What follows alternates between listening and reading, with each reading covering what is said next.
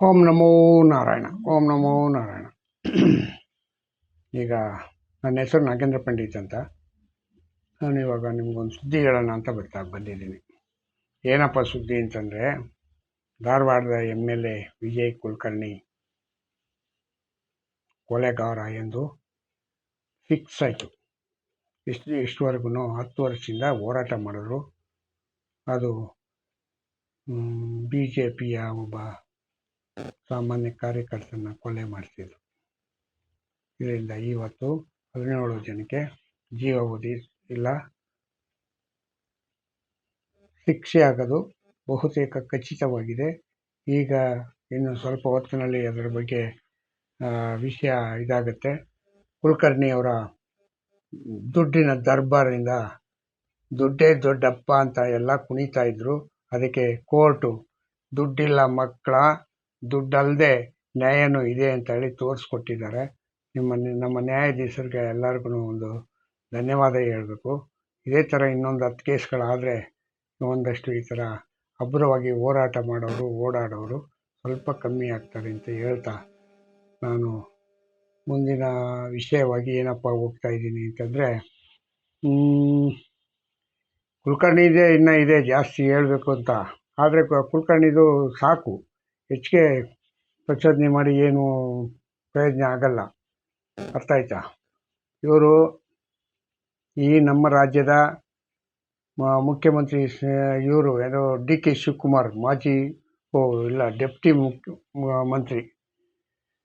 Deputy CM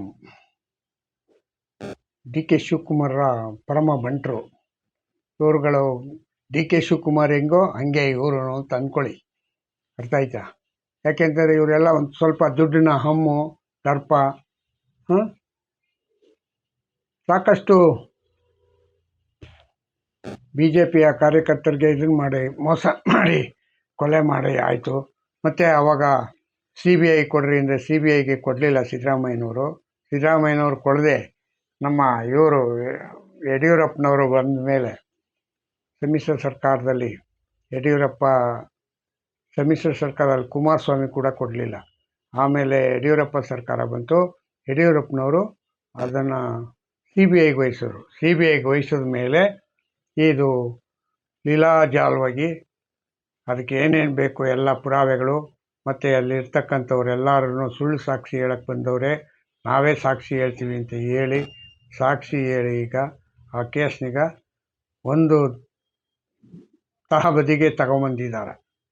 ಇದರಿಂದ ಒಂದೇನಪ್ಪ ಅಂದರೆ, ನ್ಯಾಯ ಯಾವತ್ತಿದ್ರೂ ಗೆಲ್ಲುತ್ತೆ ಅನ್ನೋದಕ್ಕೆ ಇದು ಒಂದು ಸತ್ಯವಾದ ಒಂದು ವಿಷಯ. ಈ ನ್ಯಾಯ ಎಲ್ಲರಿಗೂ ಸಿಕ್ಕಲಿ, ಬಡವ್ರಿಗೂ ಸಿಗಬೇಕು ಅಂತ ಇಚ್ಛೆ ಪಡ್ತಕ್ಕಂಥವ್ರು ನಾವು. ಅರ್ಥ ಆಯ್ತಾ? ಆಮೇಲೆ ಇನ್ನೊಂದು ಎರಡನೇ ವಿಷಯ, ನಮ್ಮ DK ಶಿವಕುಮಾರ್ ವಿರೋಧಿ ಜಮೀರ್ ಅಹಮದ್ ಖಾನ್ನ ಹೆಂಗಾರು ಮಾಡಿ ಪಕ್ಷದಿಂದ ಹೊರ ಹಾಕಬೇಕು, ಇಲ್ಲ ಅವ್ರಿಗೆ ಸಸ್ಪೆಂಡ್ ಮಾಡಿಸ್ಬೇಕು ಅಂತ ಹಠ ತೊಟ್ಟು ಏನೇನು ಮಾಡಬೇಕು ಅದನ್ನೆಲ್ಲ DK ಶಿವಕುಮಾರ್ ಅವರು ಪಕ್ಷಕ್ಕೆ ಅಧ್ಯಕ್ಷ ಅಲ್ವಾ, ಪಕ್ಷದ ಅಧ್ಯಕ್ಷ ಅಂದಮೇಲೆ ಒಂದು ರಿಪೋರ್ಟ್ ತಗೊಂಡೋಗಿ ನಾನು ಕೊಡ್ತೀನಿ ಹಿಂಗಂತ. ಆದರೆ ಇವ್ರ ವಿಷಯಕ್ಕೆ ಮಾತ್ರ ಅವರು ಹೈಕಮಾಂಡ್ ಅವರು ಮಣೆ ಹಾಕ್ತಾಯಿಲ್ಲ. ಈ ಥರ ಬೇರೆ ಬೇರೆ ವಿಷಯಕ್ಕೆಲ್ಲ ಇವರ ಮನೆ ಹಾಕಿ DK ಶಿವಕುಮಾರ್ ಅವ್ರಿಗೆ ಗೌರವ ಸಿಗ್ತಾ ಇದೆ. ಆದರೆ ಈಗಾಗಲೇ ಇಬ್ಬರನಿಗ ಜಬ್ಬರು ಮತ್ತು ಇವ್ರ ನಸೀರ್ ಅಹಮದ್ನಿಗ ಸಸ್ಪೆಂಡ್ ಮಾಡಿಸ್ಬಿಟ್ರು, ಪಕ್ಷದಿಂದ ಹೊರ ಹಾಕ್ಸ್ಬಿಟ್ರು. ಅರ್ಥ ಆಯ್ತಾ?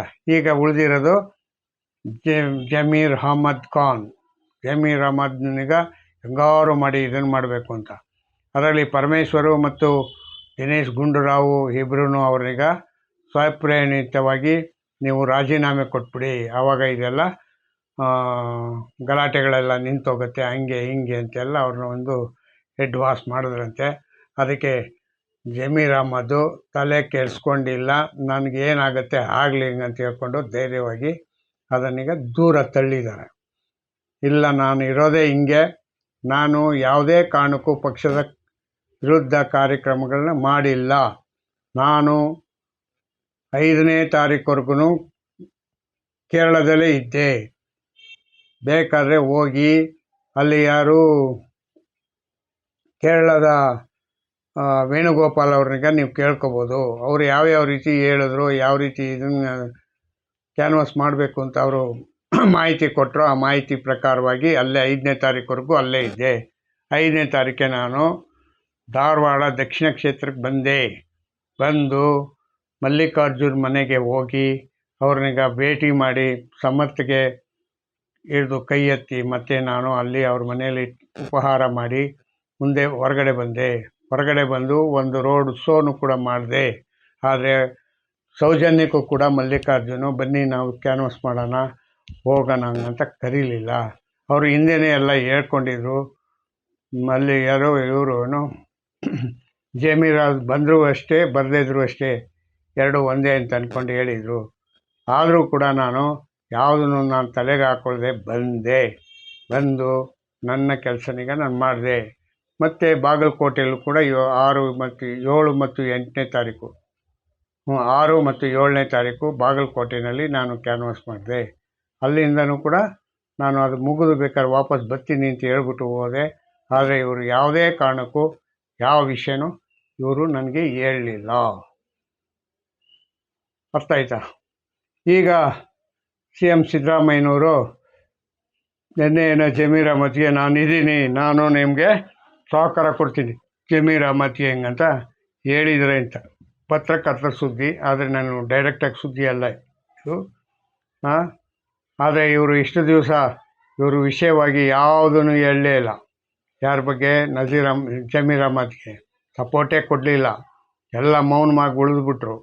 ಈಗ ಎಂಡ್ ಆಫ್ ದಿ ಡೇ ಕೊನೆ ಗಳಿಗೆಯಲ್ಲಿ ಹೇಳ್ತಾ ಇದ್ದಾರೆ, ನಾನೀಗ ಡೆಲ್ಲಿಗೆ ಹೋಗ್ತಾ ಇದ್ದೀನಿ, ಡೆಲ್ಲಿನಲ್ಲಿ ನಾನು ಇದ್ರ ಬಗ್ಗೆ ನಾನು ಪ್ರಸ್ತಾಪ ಮಾತಾಡ್ತೀನಿ, ನೀನೇನು ಇದು ಮಾಡ್ಕೊಳಕ್ಕೆ ಹೋಗಬೇಡ ಹಂಗಂತ ಹೇಳಿ ಹೋಗ್ತಾ ಇದ್ದಾರೆ. ಇಷ್ಟು ನಡೆದಿದೆ ನಮ್ಮ ಕಾಂಗ್ರೆಸ್ ಪಕ್ಷದಲ್ಲಿ. ಏನು ನಡೆದಿದೆ, ಏನು ನಡೆದಿಲ್ಲ ಹಂಗಂತೀರ?